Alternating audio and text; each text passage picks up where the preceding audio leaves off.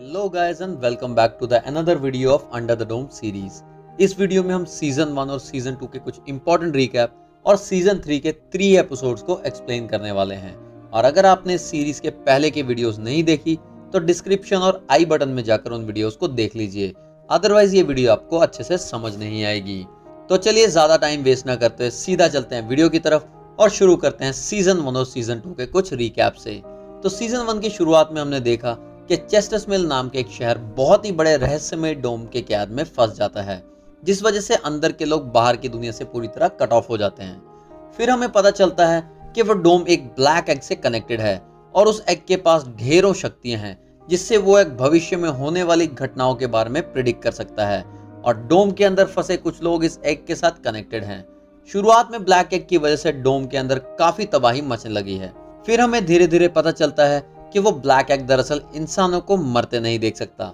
इसलिए हर महामारी में वो ब्लैक एग इंसानों की मदद करता है। फिर हमें पता चलता है कि उस एग के पीछे एक्टेन एनर्जी नाम की कंपनी पड़ी हुई है, जिसमें इस सीजन में मेन कैरेक्टर बार्बी के डैड काम करते हैं। और जब एक्टेन एनर्जी के लोग किसी तरह से टाउन के अंदर रह रहे जिम की मदद से एग को टाउन के बाहर लाने में कामयाब हो जाते हैं, तो टाउन के अंदर भयानक भूकंप आने लगते हैं और वहां का एनवायरनमेंट तेजी से चेंज होने लगता है और सडनली टाउन के अंदर मोनार्क बटरफ्लाइज की तादाद बढ़ने लगती है। फिर हमें सीजन 2 के एंड में पता चलता है कि बाहर से टाउन के अंदर जाने के लिए एक सीक्रेट पोर्टल है, जो कि बार्बी के डैड के तहखाने में है। फिर जब एग की वजह से डोम धीरे धीरे से सिकुड़ने लगता है, तो सब लोग एक गुफा में एंटर करते हैं और वहां मेलिनी सबको वेलकम करती हुई बोलती है कि welcome to the new world. तो चलिए अब जानते हैं सीजन 3 की स्टोरी को। सीजन 3 की शुरुआत भी वहीं से होती है जहां सीजन 2 का एंड हुआ था, जहां मेलिनी उन सबको नई दुनिया में आने के लिए बोलती है।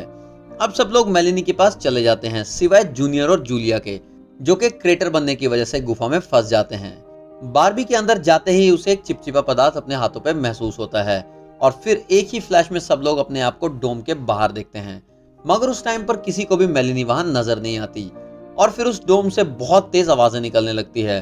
और डोम के अंदर से ढेर सारे पिंक स्टार डोम के ऊपर टकराने लगते हैं और वो डोम एक बहुत बड़े धमाके के साथ चकनाचूर हो जाता है।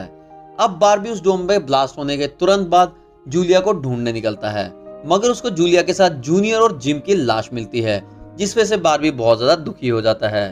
फिर यहाँ से सीन शिफ्ट होता है और हम देखते हैं कि अब बार्बी ने मिलिट्री ज्वाइन कर ली है और हंटर भी अब बार्बी के साथ काम करता है और बार्बी एक मिशन में निकला है जहां वो एक आतंकवादी को खत्म करने के बाद अपने घर वापस आता है और हम देखते हैं कि बार्बी की एक न्यू गर्लफ्रेंड बन गई है जिसका नाम ईवा है।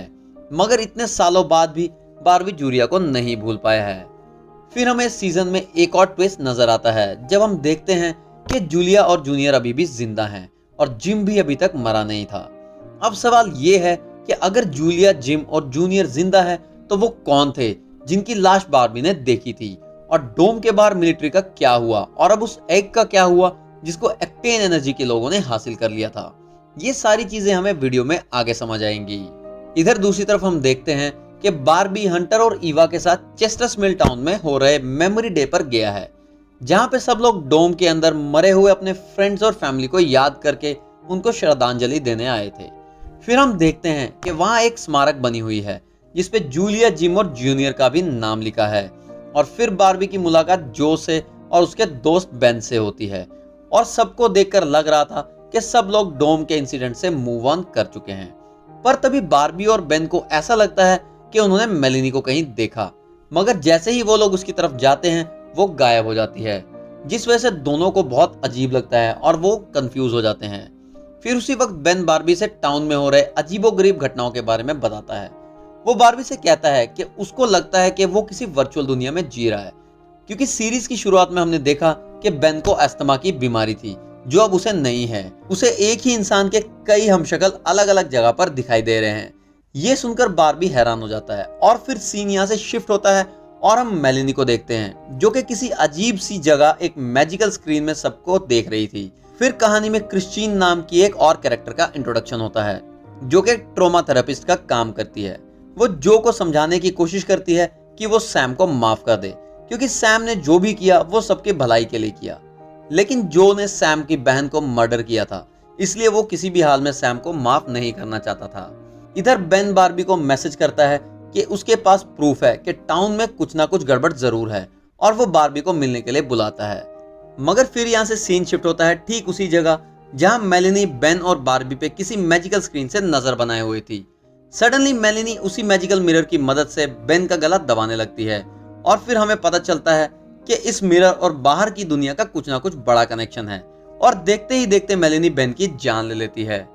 इधर मेलेनी को गुफा के अंदर जूनियर बेहोश दिखता है और वो जूनियर को बहला फुसला कर अपने जाल में फंसा देती है और वो किसी चिपचिपे पदार्थ में धंसता चला जाता है। इधर जूलिया किसी तरह उसी जगह पहुंच जाती है जहां मेलेनी ने बारबी के साथ सबको बुलाया था और वो सब लोग कुकून में फंस गए थे। और वहां जाकर उसको बहुत ही अजीब सा नजारा दिखाई देता है जहां वो देखती है कि सब बारबी के साथ बहुत सारे लोग किसी कुकून जैसी चीज में फंसे हुए हैं जहां सिर्फ उन लोगों की शक्ल दिखाई दे रही है और बाकी उनकी पूरी बॉडी उस कुकून में ट्रैप है। जैसे ही जूलिया बारबी को छूने लगती है तो उस कुकून से कांटे जैसी चीज निकल जाती है जो अपने आप को प्रोटेक्ट कर लेती है। फिर जूलिया देखती है कि वो सब कुकून एक बहुत बड़े मदर कुकून के साथ कनेक्टेड हैं जिसमें फंसा इंसान का चेहरा वो ठीक से नहीं देख पाती। इधर दूसरी तरफ जब बारबी बेन का फोन देखता है तो उसे वही प्रूफ दिखाई देता है जिसके बारे में बेन बात कर रहा था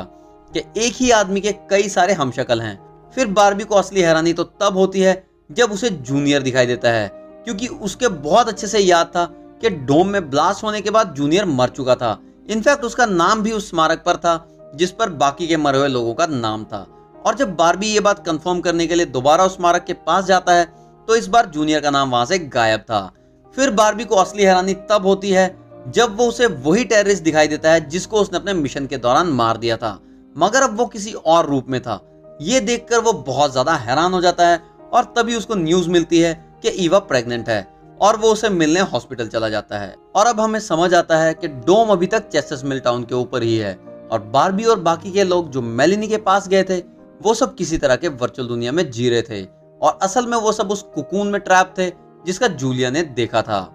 इधर मेलेनी जूलिया से मिलती है और उसे भी अपनी बातों में फंसा लेती है और बोलती है कि जूनियर ने उसे इस कुकून से बचाया और इसी दौरान वो इसमें फंस गया और इस कुकून से निकलने का एक ही रास्ता है और वो है वो ब्लैक एग जिसकी मदद से बारबी को भी बचाया जा सकता है। अब बारबी की जान बचाने के लिए जूलिया डोम के अंदर से बारबी के डैड डॉन के लिए मैसेज छोड़ती है और फिर हमें एक्टेन एनर्जी के असली मालिक और उस ब्लैक एग के असली सच्चाई के बारे में पता चलता है। फिर हमें पता चलता है कि इस एक्टेन एनर्जी के मालिक का नाम हेक्टर है जो कि ब्लैक एग के पीछे पड़ा है। दरअसल हेक्टर एक गवर्नमेंट एजेंसी के लिए काम करता था जिसको आज से 25 साल पहले एक सीक्रेट मिशन सौंपा गया था जब धरती पर कई जगह कुछ मिटियोर आकर गिरे थे और उन्हें जगह जगह इसी तरह के ब्लैक एग के टुकड़े मिले थे जिनमें बहुत सी एनर्जी थी, मगर आज तक उन्हें कभी भी वो पूरा एग नहीं मिला। मगर फाइनली 25 साल बाद उनकी तलाश पूरी हुई जब उन्हें पता चला कि चेस्टर्स मिल शहर में वैसे ही ठीक एक ब्लैक एग देखा गया है और एग को पाने के बाद अब वो उसकी सारी पावर्स को अनलॉक करना चाहता था,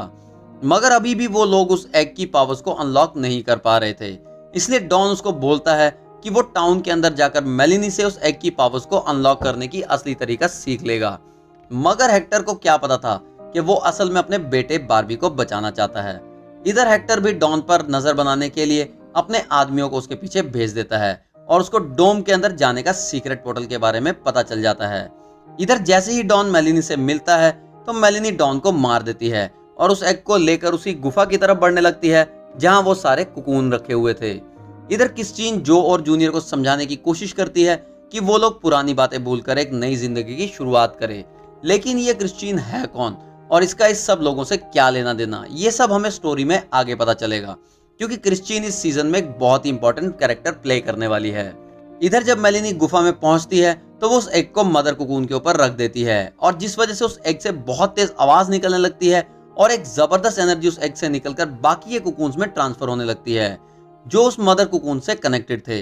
लेकिन ठीक उसी टाइम पे वहां पर जूलिया आ जाती है और वो मेलेनी की असलियत समझ जाती है, मगर जैसे ही वो मेलेनी को रोकने लगती है मेलेनी जूलिया को भी मारने की कोशिश करती है, मगर ठीक उसी टाइम पर वहां जिम आ जाता है और वो उस एग को वहां से हटा देता है और बारबी और बाकी के लोग उस वर्चुअल वर्ल्ड में जी रहे थे वो फ्रीज होने लगते हैं और धीरे धीरे उस कुकून से सब लोग बाहर आने लगते हैं। और फिर हम देखते हैं कि क्रिस्टीन और ईवा भी उन्हीं कुकून्स में से बाहर आ रही है। लेकिन ऐसा कैसे हुआ, क्योंकि क्रिस्टीन और ईवा तो कभी भी टाउन में दिखी ही नहीं, तो वो दोनों उस कुकून में कैसे फंसी।